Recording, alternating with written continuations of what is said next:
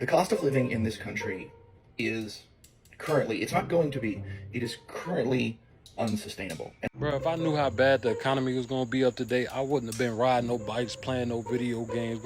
I would have bought a house when I was 10. So it really hit me today while getting groceries how expensive things are getting. I got 3 bags of groceries and it was $105. Life's so damn high you can't even afford to die. Have you seen the cost of caskets and funerals? What are we doing, guys? Seriously, like, I'm asking you, what are we doing here, bro? What are we working towards in America at this point, bro? We can't even afford to die at this point, bro. You know, like you see the cost of funerals, caskets, all that stuff, bro. You can't even afford to pass away. This has gotten out of hand, and we have to talk about it. I see people out here working overtime. They're working full time, pick up extra shifts, side hustle, and somehow, you know, they still be broke at the end of the month. Sometimes in the negatives. For the most part, bro, we don't want to do all that. Why can't we just have our job? Why can't that just be enough, bro? Why do I gotta have all these side hustles and do all this other extra stuff, right? It's even crazier for people out here acting like it's all normal and this is just how the way that life goes, you know? And it's not normal that people with decent jobs can't afford apartments or even studio apartments in their own cities. It's not normal that buying a home feels impossible unless you're already rich of some kind. And it's definitely not normal to feel stressed out every time your card runs through at the grocery store and the gas station. You walk into a store for a couple of things, you're already at $100 and the food won't even last you a week, man. Like what's going on here? And don't even talk to me about healthcare, bro. Like, y'all already know how I feel about that. One accident, one health scare, one emergency, and then boom, you're buried in bills for months or even years on end because insurance is just too expensive. And then the older generation, bro, they'll sit here and say, bro, just work harder, man. Just work harder. Pick yourself up by the bootstraps. And you got it, bro. You're going to make it. Are you kidding me? People are already working hard. They are exhausted. This isn't about wanting luxury. Most people just want stability. They want a decent place to live. They want food in the fridge. Maybe a little money left after their bills without feeling guilty, right? But right now, it feels like the system is punishing people that are just trying to live. And you can see it everywhere too. Friends moving back home with their parents. You got couples delaying having babies and stuff of that nature. You have people scared to change their own jobs because they can't risk losing stability for even a month. And then don't even get me started about people moving into like RVs and then van life picking up again. Everyone is feeling the pressure and they have been feeling it for a long time, but no one talks about it enough. The cost of living in this country is currently, it's not going to be, it is currently unsustainable. And there are people that they know this, but then they'll still look at somebody else that's struggling and then tell them they're not doing good enough. I want you to imagine somebody that makes $75,000 a year. That's a pretty high up wage in terms of like top earners in this country, $75,000 a year. And we're going to go through some things here. This is a person with no debt outside of a car.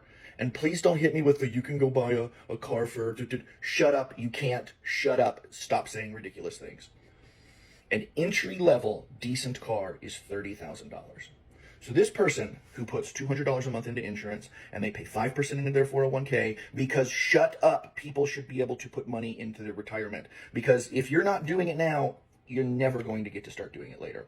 So after those two things come out of their paycheck and their taxes are paid, they bring home $53,850 a year from a $75,000 paycheck.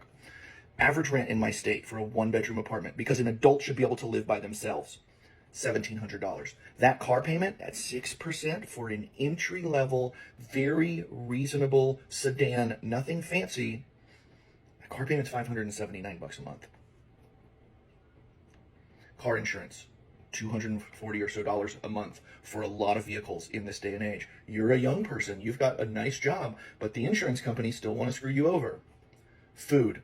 You only cook at home. You never, ever go out. You only cook at home and you only eat decent quality food because a human being should be allowed to eat decent quality food. You pay $879 a month for that. You spend $250 a month in gas. You wear and tear on your car, $100 a month. $80 for your phone, $80 for your internet, $175 a month for your electricity, $70 for your water, $20 for your cash. You make 75 grand a year, and outside of a car payment, you have zero debt. Do you know how much money you have left over annually at a $75,000 wage? You do nothing. You don't own a Netflix. You don't go out on a date. You don't pay to go to a park. You don't go watch a movie. You do nothing. If you can't find it on the internet for free, you don't get to do it. If you can't cook it at home for your $800, you don't get to do it. You have $3,700 left over annually. That's like $320 a month. And there's going to be, well, that's $300. Shut up. Shut your stupid, contrarian, edgelord mouth. That's not a doctor bill, because God knows just because we have insurance doesn't mean that we don't still pay far out the ass when we go to the doctors. People like to be entertained. They want to date. They want to. There's those of you out there that will tell somebody living like this on $75,000 a year before taxes that they are not doing what they're supposed to do, that they should get a second job, that they should get a side hustle, that they should get a better job. And the fact that you would look at somebody with no debt other than a car and say something like this to them means objectively you're a moron and you live in a fantasy world. This is unsustainable. Hey, can y'all lower these food prices? We hungry out here. No, bitch. Food is not a right. If you can't afford it, then you just won't have it. How the fuck is food not a right? We need it to survive. Okay? Then I guess you better figure out how to afford it. Can we have some rent control at least? They're asking for damn near $2,000 just for a studio apartment. You gotta pay to live and live to pay. Nothing in life is free.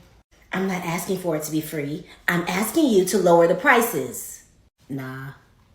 Y'all are evil as fuck. Yeah, well, what are you gonna do? Can you at least raise the minimum wage so we can afford these new prices and we're not struggling to live? No, I get off on watching y'all struggle. It makes me feel good. Now get your broke ass out of my office. You're getting your smell all over me. Begging ass bitch. You want security? Since when are houses in the suburbs $1.3 million? In what world is somebody my age ever going to be able to afford a house in the motherfucking suburbs for $1.3 million? My neighborhood specifically, the houses were built in like 1990. They were sold initially for $250,000, and one down the street just went up for $1.3 million, and the one across the street is charging like $4,200 for rent. And you all know that I always have something to say, so I trotted my little ass over there to go to the open house, and I was asking the realtor, like, oh, like, what's the plan? Like, who bought this? Was this the original owner? Was this a company? And she goes on to say that it was an LLC that came in and bought the house. They hired a designer and a contractor to completely redo it, take it down to its bare bones. And then I said, oh, are they in the interest of selling it to an actual person, or are they in the interest of just selling it to whoever, whether that be a company that's going to charge rent? And she was like, no, they're going to try to sell it to a person. I want to know, in the town that I live in, what jobs do people have that they can afford a $1.3 million, 3-bedroom, 2-bath, tiny-ass house? 2025 for 1995. To figure this answer out, I've assimilated the core four. The core four are housing, car, childcare, and insurance. For housing, we have mortgage, power, and the food in the fridge. In 1995, that would have cost you $1,071 per month. For your used car off the lot, $233 per month. Childcare for one child, $166 per month. And insurance, which I've counted as car and health insurance for the family, $175 per month, giving you a total per month of $1,645 to support the core four. The core four in 2025, starting backwards with insurance for car and health, would be $860 for your family per month. Childcare for one child will be $1,218 per month. And according to Experian, the median car used off the lot will be $518 per month. Power, food, and the median mortgage combined per month for housing will be $3,286, bringing your monthly total in 2025 for the core four to $5,882 per month. Per year, in 1995, that would be $19,740.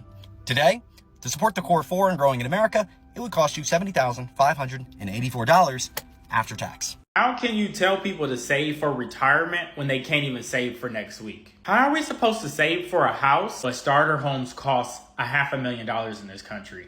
They tell us stop eating out, but rent costs $2,000. To me, it just feels like we're getting priced out of America. Bro, if I knew how bad the economy was going to be up today, I wouldn't have been riding no bikes, playing no video games. I would have bought a house when I was 10. They did a study based on today's economy. Like, what should minimum wage be based on today's economy to make sure an American is comfortable living a day-to-day life, like with the prices, how the prices is up to date. Bro, do you know how much they say you need to make an hour to be comfortable around this motherfucker? $66 fucking dollars an hour.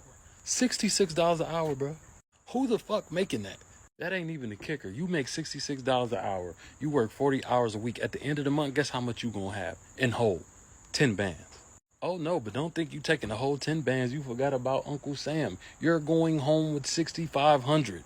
Maybe a 7-ball if you lucky. Okay, so eliminate all the bills and life expenses from that 6,500.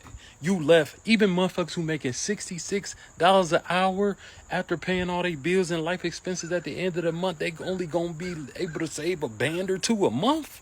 So regular motherfuckers like me and you was just cooked. We po. We just at this point we just on the internet seeing who can be po better. Who can be best at being po.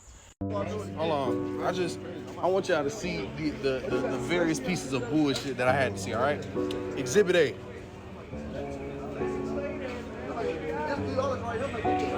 All right, we're gonna go to the next. Hold up, because I'm not done. Look at this.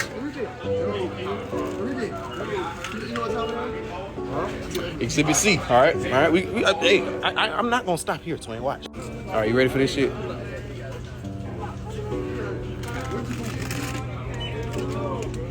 That's some bullshit. Nah, we ain't doing that. Yo, fuck inflation, man. It's ruined. Hold up. I found some other shit. All right, look.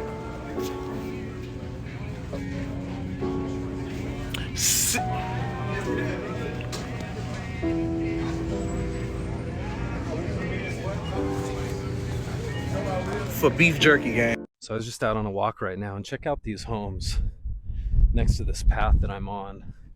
I was looking these homes up on Zillow, and you're looking at somewhere in the neighborhood of $615, $625, $650 in some cases for these really tiny houses. I mean, they're not very big. You can see the properties they're sitting on are tiny, and yet people want $650,000 for these homes at what, 6.25% interest rates? Like, no wonder nobody can afford anything. Life's so damn high you can't even afford to die. Have you seen the cost of caskets and funerals? Man, when I die, just throw my ass in the ocean. Fuck it. So it really hit me today while getting groceries how expensive things are getting. I got 3 bags of groceries and it was $105.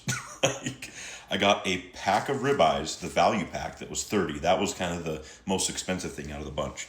A package of cookies, 2 loaves of sourdough, some Parmesan cheese, 2 things of the cheapest pasta I could find, and then some Boursin cheese and cherry tomatoes. And it was $105.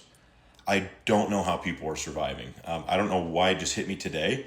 I live by myself, so maybe it just doesn't really hit me as often as people with families, but I really feel for you. I don't know how people are getting by other than just going into credit card debt and debt in general. And it's not just the grocery prices that are up right now, it's the overall cost of living. I mean, house prices, rent, vehicle prices, you name it.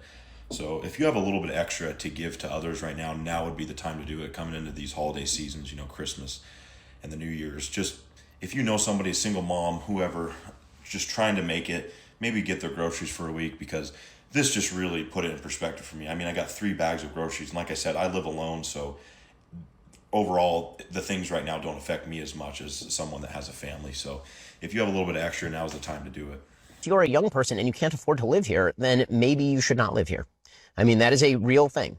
Yeah, I know that we've now grown up in a society that says that you deserve to live where you grew up. But the reality is that the history of America is almost literally the opposite of that. The history of America is you go to a place where there is opportunity.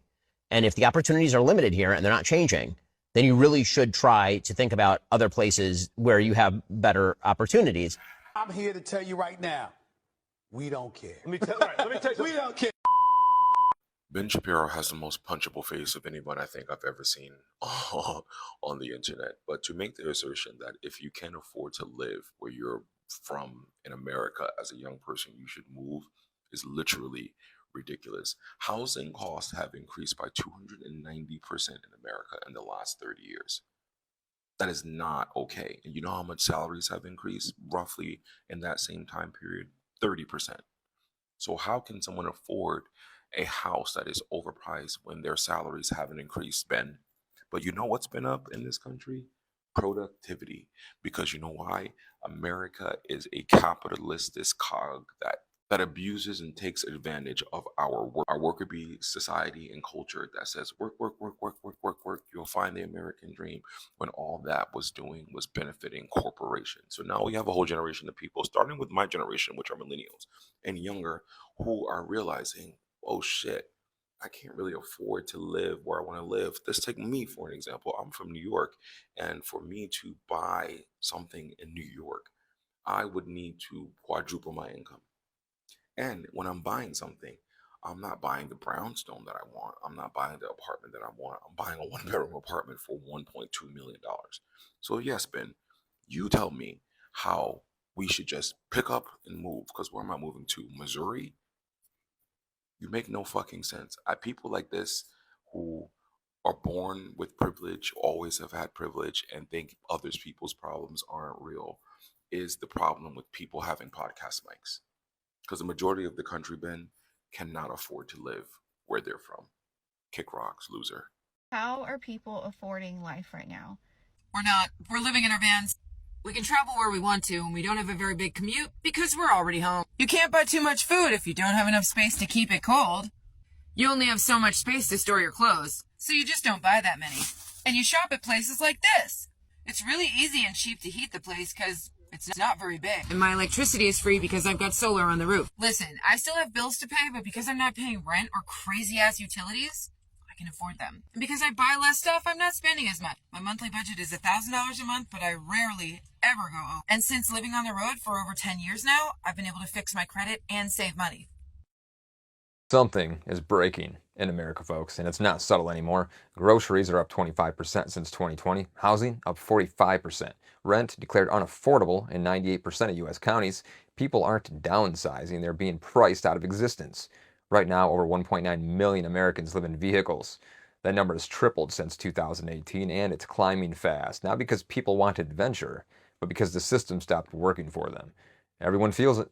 The pressure, the squeeze, the quiet collapse in slow motion. But here's the part they don't want to talk about. Nomad life is no longer an alternative lifestyle. It's becoming a survival strategy and a movement. Every single day, thousands more join the road. Not homeless, systemless, not lost, unplugged. If you feel like society is cracking, you're not alone. This is the transition era, and you are watching a new America being built on wheels. As a Londoner living in the US, this is the greediest country I have ever lived in. So here's a list of things I've had to pay for which make no sense and would send the European mind into absolute psychosis. Let's kick it off strong with number one. I pay processing fees for my rent. I pay my rent and then I pay $6 to process my rent. Why am I paying you money to take my money? Now the next thing is I didn't realize how expensive healthcare actually is. But one day I had a really bad toothache and I went to the emergency room. First mistake. They scanned my insurance card, put me in a queue, and when I finally get to see a doctor, he looks at my tooth and says, yeah, we can't actually help you. You need to go see a dentist tomorrow morning. I said, cool. 2 weeks go by, I get my bill. $600. Luckily, I had insurance, so I paid $120. But think about this for a second. I paid $120 for a doctor to tell me he can't help me. Now, this one takes me off beyond my imagination. I stayed at the Intercontinental Hotel in Chicago, stayed there for 2 nights for around $200 a night, plus I paid for valet parking. But when I got my bill, the numbers just weren't adding up. On top of all the money and taxes I paid, they still charged me a $32 resort fee. What is a resort fee? And when I'm asking the receptionist what is a resort fee, nobody can answer my question. And what's even worse is it's not a flat fee, it's $32 per night. The next one was kind of annoying. I got my car towed, $350. Pro tip, do not let your car stay there overnight. Now the next one is tip culture, and since living here I've learned to leave a 10% tip. But think about this for a second. Your boss is so greedy that he doesn't pay you not a livable wage, doesn't pay you a survivable wage, then guilt trips us, his customers, into covering the rest of your wage for you. The level of greed you need to have to even think of that concept is literally something only Mr. Krabs would do. Now honestly guys, this list is 25 things long, so if you want to see a part 2 or you like content on finance, make sure to drop me a follow. Peace.